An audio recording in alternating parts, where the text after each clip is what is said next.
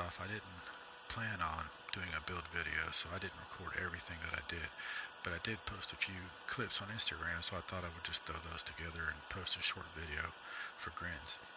I cut these arm brace parts out of some very rusty 18 gauge sheet metal and with the angle grinder off camera, and I'm cleaning it up here, doing the final shaping and deburring on this Black and Decker Dragster belt sander that I've had. This has been a very handy tool I've had for a few years.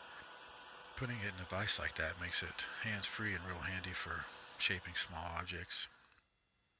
I patterned this after a Weeder forearm exercise machine, and I sketched it out on my table there, pretty rough, but it worked.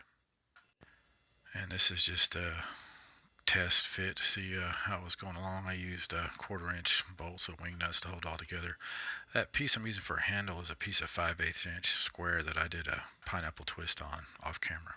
Here I am gonna bend it so I can fit it onto the arm braces. That's the pineapple twist there. I'm just doing half on, half off blows to kind of flatten the ends out, or I can bend them down. You'll have to excuse any kind of whistling or whatever you hear. I was about to run out of gas from my gas forge, but it's just basic forging the flat here.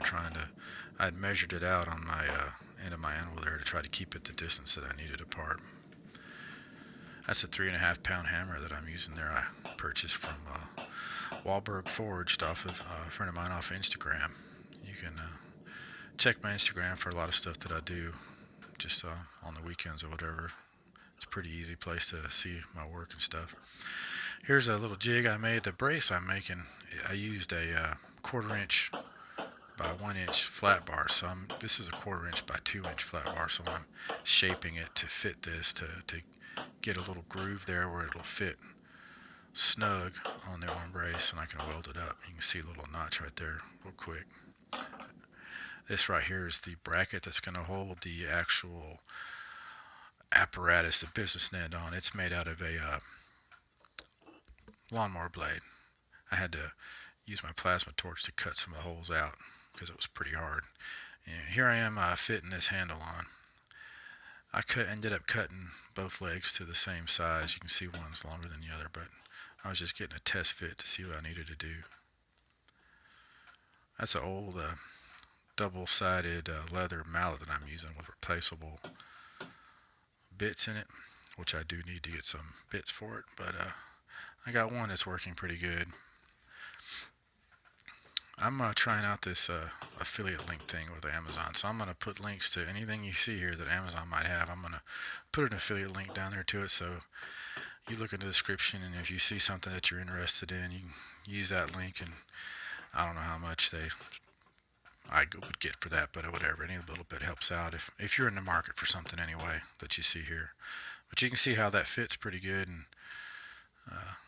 got to make, and it's still hot at this moment, so I was doing pretty close not to touch it, or doing my best not to touch it anyway.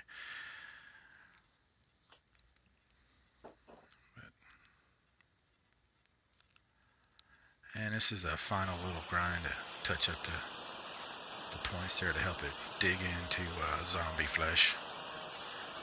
That's really good steel. That's an old plow. I don't know where it came from. My brother-in-law gave it to me, and I was like, you know what? It's perfect. So that's really good steel, though, and it's going to be hard not to take it apart and repurpose that, but I'm going to hang this up on the wall of weapons. It's going to have its own place up there. And here's the final gratuitous final product.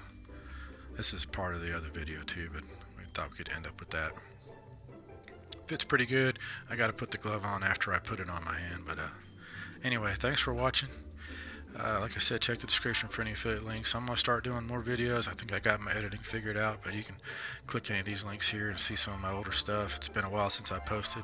I appreciate everybody who's subscribed and stayed subscribed, and I look forward to putting more content out there for y'all. Just leave a comment or questions down there, and be respectful, and we'll all have a good time.